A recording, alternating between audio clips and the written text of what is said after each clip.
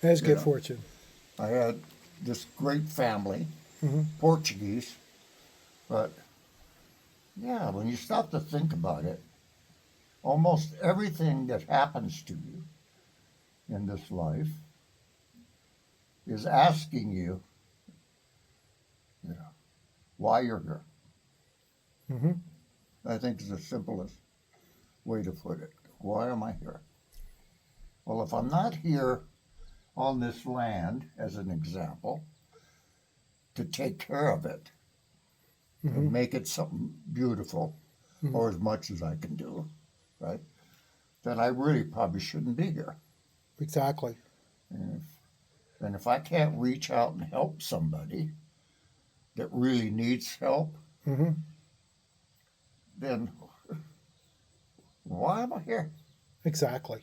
Why am I here? You know, I've had my trials, I can tell you that. I've had times I wanted to give up. Had times of sleeping under people's cars when they'd come home and park in their driveways and it was so cold. I'd crawl under their car when they went in and let the heat of the engine keep me warm for a couple of hours, Hmm. you know. So I understand, I believe I understand, when people have not, when they have nothing, you know, what something means or Hmm. should mean Right. to them, you know. As far as the sailing is concerned, I took my first sailboat ride. I was 35 years old, Hmm. about 40 years ago, Oh my.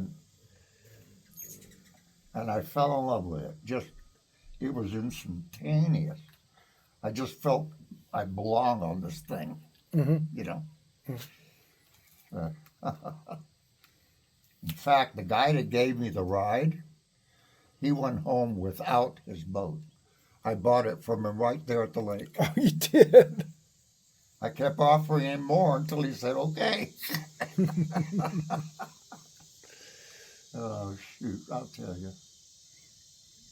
Funny how these things start in life, how things change around, It is. you know. Now, and so, what brought your passion into teaching people how to sail? I think I've always felt a need to share knowledge Hmm. like it was shared to me, Hmm. you know. I mean, I didn't get here by accident. No. There were people who showed me things and Hmm. taught me things and um, offered, you know, good advice. Some not so good, but nonetheless, advice. Hmm. All these things matter. And there's a lot of folks out there. There you Oh, thank you. got your water. There's a lot of folks out there who never get that. Right. Nobody cares. Right. Nobody cares if they're a successful human being Right. or just a thing walking around. Exactly. Really, Uh, you know, it amazes me sometimes how easy it is to change people, to change their lives. And most of the time, I'm sure I will never know to what extent. Just like those who changed mine hmm will likely never know Right. to what extent. Hmm. You know, you think about that. It matters. You know, So, how do you think teaching people how to sail has changed their lives? How do you think that has changed their life? I know it has changed a lot of them. Okay. I know it has. Um, Maybe not in the way that you would first think. Hmm. You know, like they become 100-ton skippers and are sailing yachts now. Hmm. Although some are, Hmm. which is really cool. Yeah. You stop and think about it. Some kid comes in here on a Saturday morning, leaves on a Sunday night, does real well, you know, has 3 degrees, and he wanted to be a museum keeper, somebody who kept a museum. Mhm. That was his goal. And we talked, about all this stuff. I said, they have boat museums. Huh? Long story short, he ended up running. They put him to work down in Maryland at that museum, Mhm. running the dump boat, pump out people's boats. Mhm. That was his first job there. Mhm. He ended up running it, Mm. and now he's some kind of big time captain with a 100-ton license and all kinds of shit. So I would say that the direction of his life might have been changed ever so slightly, you know. Yeah. And there's others. You take Kathy and Hank and Mike, really good people. They came here because they wanted Hank to learn to sail on their bucket list, checklist for Hank and his wife.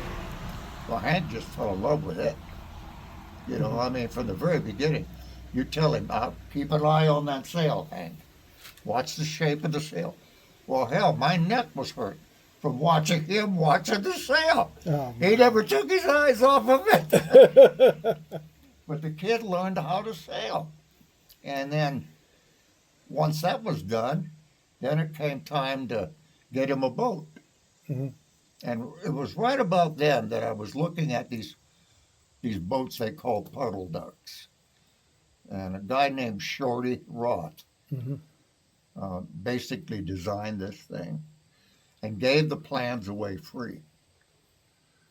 And it only Mhm. took 3 or 4 pieces of plywood, a few 2x4s, Mhm. some glue. Long story short, you could build one if you wanted to for under $200, or you could build a really nice one for $400 or $500, Right. depending on what you wanted. I didn't want just house paint on them, from Lowe's. I wanted them to be watertight, coated with resin and fiberglass, so they would stand up Mhm. to the rigors of use. So this was your vision, and that's the reason why you're connected with the puddle ducks, because that allowed for the everyday person. Look, all of a sudden you got mom, dad, and son working in that shop in there, Yes. cutting up pieces, talking to each other, Uh huh. huh? Yep. Sharing something that's going to be something. Right. And it was. Mike ended up racing in 2 or 3 of the regattas with his son in their puddle duck. Mm-hmm. Now that's cool, It right? is. That is so cool. How do you pay somebody for helping another person get to that state? You can't. It's just the beauty of it, Oh, definitely. of seeing this happen, right? Yeah. And so naturally, that family became kind of tight with us, became friends. They have now built 3 beautiful, I mean beautiful puddle ducks. You Mm-hmm. haven't seen them. No. These things are work of art. Mm. I mean, they're beautiful little things. They all have aluminum masks. I built the mask for them, Mm-hmm. and because I didn't like the wood, to me it just seemed too heavy, Right. you know. And so, but yeah. And at one point we had enough of them around that they had their own class. It was like At the 5 or 6. regatta. That would have been so much fun. Yeah. And there's a guy in Pennsylvania um, that is doing that Mm-hmm. very successfully, I might add. He really has stuck with it, you know. Mm-hmm. And Shorty has stuck with it. Now there's a guy named Michael Storr in Australia, and he builds a boat almost identical to the puddle duck, except it has a center board or a dagger board instead of a lee board. Mm-hmm. Okay, a couple little differences in it. Frankly, they look like they work better. But nonetheless, that's, you know, you're not going to buy one of those for $250. So, yeah. But people are buying and paying for the plans to build them. Mm-hmm. And Shorty's idea was, no, it's not about the money. It's about doing something good, right? Right. And to me, that seems like the way to do it. And that's been your whole vision for the Sewell Mountain Sailing Association, hasn't it? Huh? That's been your vision for the Sewell Mountain Sailing. Oh, that came well before all this. Yeah. But but it fit into your vision. Yeah. When I got here, I brought, I don't know, 4 or 5 boats with me across country. Mm-hmm. I mean, we looked like the Beverly Hillbillies. And anyhow, Sandy and I went over to the lake, you know, and all that, blah, blah, blah, and put one of the boats in. It happened to be the little catamaran. And sailed it around. It's out there all day. Never saw another sailboat. Hmm. I thought, what the hell? Mm-hmm. You know, it's beautiful, clear water and warm water Mm-hmm. and a nice little breeze going all day and no sailboats. Plenty of power boats, but no sailboats. Right. I guess that's kind of where the seed got planted. Mm-hmm. You know, I thought, I don't want to sail all by myself all the time. I want to race somebody. Well, it's you got to teach somebody to sail so you can race against them. Oh, definitely. Oh, shit. Yeah. When you think about it, that's really goofy. But that's what it did. And my wife, Sandy, just right there. No matter what, no matter how goofy my ideas might have been, she right there. She really supported you in everything you did, didn't she? Huh? She supported you in everything you did. Everything. Everything. And I'm telling you stuff that most women wouldn't. Imagine, okay, you live in this really a quite nice home, okay, in a private community in the middle of a golf course. Mm-hmm. You're driving a Mercedes, right? And your husband walks in the kitchen and says, "We're selling everything and moving to West Virginia." I thought she was going to try to stab me with something. Because that look in her eye was, oh, he has completely lost it. He's over the edge. I mean, she'd been back here. Mm-hmm. She liked it when she was here. Mm-hmm. But I think her kind of liking and what I thought was her liking might have been a little different. Mm-hmm. She was shopping at Nordstrom's. Her cousins were shopping at Goodwill. Mm-hmm. It was a little different atmosphere. Oh, yeah. But I mean, she wasn't like, you know, looking down her nose. Mm-hmm. She just, to me, she'd say, "Bob, you can't expect me to live here." I said, "I thought you liked it." She said, "I do? For a visit." You know? I mean, she really grew up on the West Coast. Mm-hmm.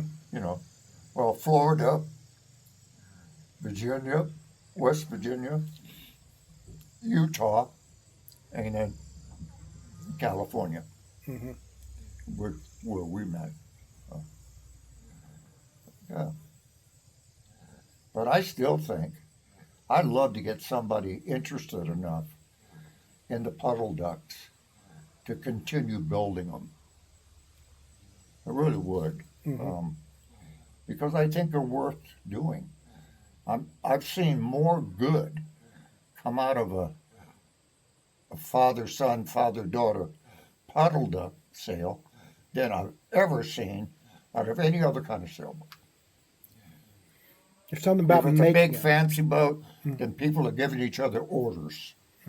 If it's a small fast boat, then you got to be really agile. Da da da. A lot of stress. In a puddle deck, they just sit around and grin. Now think about that. That's a hell of a lot better, isn't it? Than, It is. oops, you hit the dock. Okay. There's plenty of paint at Lowe's, right? I mean, really, you know, if something were to happen and you lost the whole boat, you haven't lost much because you still have the memory of building it, and Mm-hmm. which to me is a big part of it. Mm-hmm. Taking something and building it. Creating something. Yeah, yeah. Whether it's a group of people to do stuff or a boat or a car. For a long time, Sandy and I were into sports cars, Mm-hmm. and we raced a Austin Healey Sprite. You know what that is? I've heard of that. With the bug eye Mm-hmm. headlights, Mm-hmm. and the engine was blueprinted. It would turn over 8,000 RPMs. Mm. Can you imagine that in a Nah. little four-cylinder? Mm-mm. But every rod, every piece internally was polished with Kratex and weighed on a scale so that everything weighed the correct amount. Wow. That's blueprinting, That is. and it's very expensive. But anyhow, that thing was quick. Mm-hmm. It was a quick little car, and we did that kind of stuff together. But, then she follows me to Utah, where I decided I was going to be a salesman. Wasn't very good at it, actually. I didn't put my heart into it, Mm-hmm. you know. But I kept that career until here recently. Mm-hmm. You know. But yeah, the boats, all of those boats I have, they all mean something. A part of yourself goes into making these things.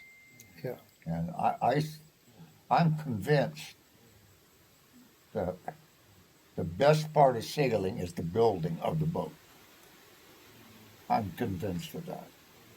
Because somehow when you get in something you've built, one or two things happen. You either scream in fear or you grin. Really. There's something about it. When you step into it and you feel the boat give in the water, Mm-hmm. I don't know, most people would think that's silly, but No. I just think it's wonderful. And I'm blessed to have been able to do a lot of this stuff. Can't now, but I got to. Just like building an airplane and then flying it. Mm-hmm. Same idea as sailing. Mm-hmm. Really, It is. very much similar. You know, it's really amazing, the similarities. Here again, Sandy wasn't into flying. She'd go. We'd fly to San Diego or wherever. Mm-hmm. And she'd go. The girls both learned how to fly. Mm-hmm. Johnette and Cherise both. Taught them both.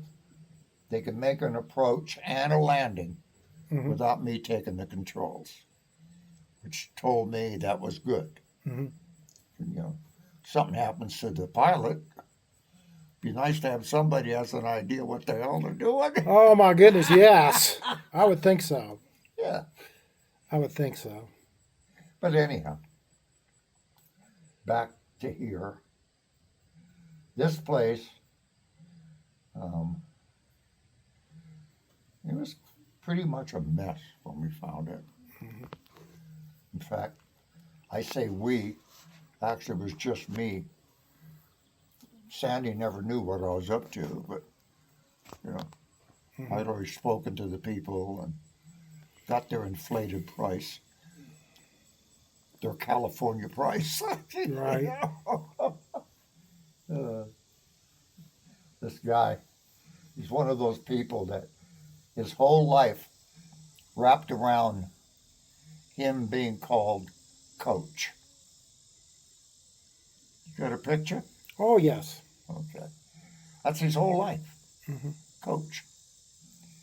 And I often wonder if he ever thought much about some of the kids that he was in charge of. Not just the ones that went on to university, but just any of them. I mean, in Hmm. particular, I didn't have much respect for him from the get go. I don't know why. It just seemed like it was all about him. And you know, first thing he did when I gave him the money for the place, went out and bought a brand new Corvette for him. Right. Yeah. Now, how do you see your vision? I mean, because you've got a different vision for this. How you've used this place, we talked about the coach, Yeah. but how do you see yourself as a person who's taught people how to sail and how you've empowered other people with sailing? How do you see that? I don't quite understand. Well, I mean, the people you have blessed, the people you've taught. Oh, people that have come through, you mean? Yeah. What about them? How, I'm just curious how you see their life has changed. And Oh, I don't know. There's been over 600. is that right? Yes, over 600 people have come to classes here. Wow. Isn't that amazing? That really is. In itself, I mean, that's kind of And we're out here in the little middle of nowhere, backyard, too. huh? We're out here in the middle of nowhere, too. Yeah, little backyard operation. Yeah. You know, and of course, a lot of that, is thankful to one, free, Mm-hmm. right? Yep. Yeah. Two, that if they didn't seem to be having a good time, I let them go home. Yeah. No cell phones, none of that crap. Right. I had people leave before they put their damn phone down. Say, bye-bye. You have to. Huh? I say you got to Well, do shit, that. I'm trying to teach them something, and they're on the goddamn texting. I mean, really. Or out in the boat with their phones.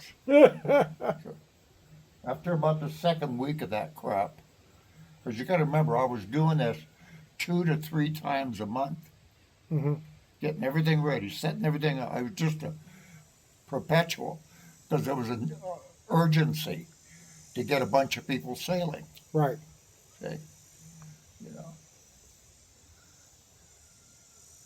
couple of cases I just gave people boats. I'm not for that because I think you should always pay something for what you get. Well, if you're going to have desire for it, or respect for it, yes, I Yeah. agree with that. Don't you? I do.